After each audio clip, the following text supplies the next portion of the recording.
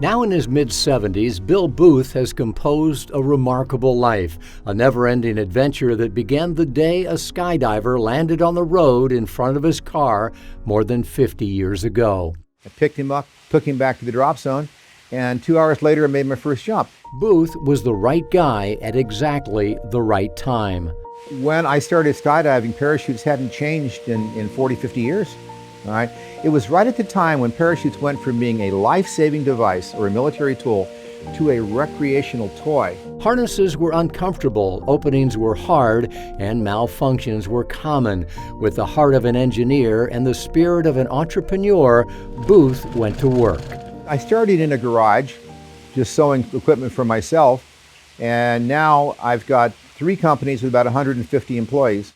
He designed and patented a new pilot chute and a rapid release system for malfunctioning canopies.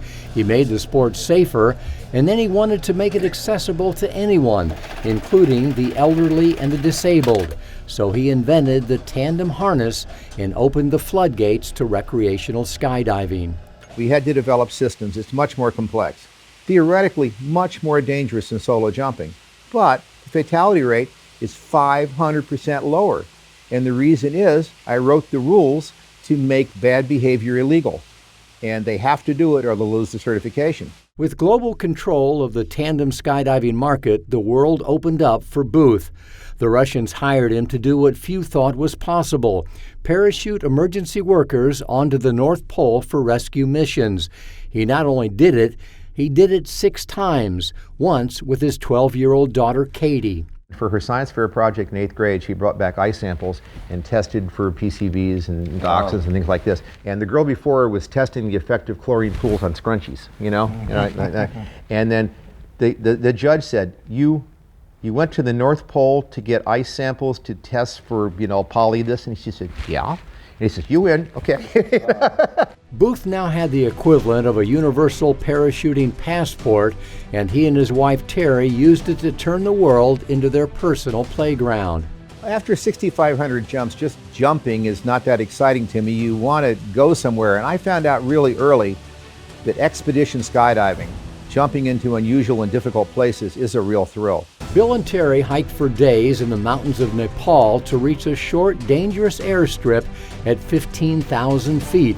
From there, it was a perilous plane ride to 30,000 feet to exit above Mount Everest, where the wind chill was minus 105. It was illegal to jump over the pyramids until an Egyptian general's son took up skydiving and invited Booth to make one of the first jumps ever over the Great Pyramid of Giza. I saw them down there in free fall, got the parachute open, looked down, and it brought tears to my eyes.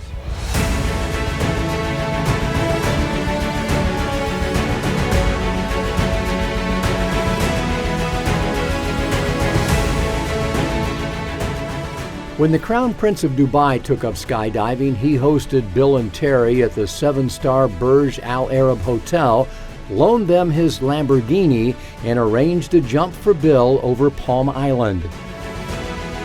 Getting permission to skydive on Antarctica is nearly impossible, and the cost is outrageous unless you're Bill Booth. Bill and Terry made it all the way to the South Pole, where he completed the elusive Grand Slam of skydiving. All 7 continents and both poles. Booth consulted with Alan Eustace, and his company built the parachute system that Eustace used to jump from the stratosphere, setting a new world freefall record from 135,800 feet.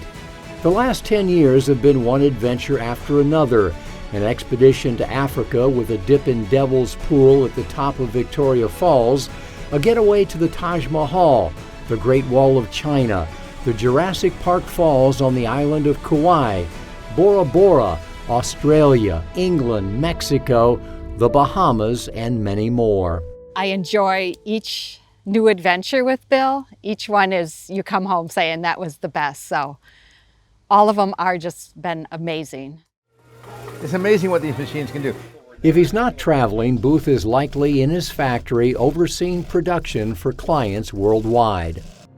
For years, he commuted in a seaplane from his home on a spring-fed lake, making quick stops just about whenever and wherever he wanted. I'm going to head down the river south just beyond that boat.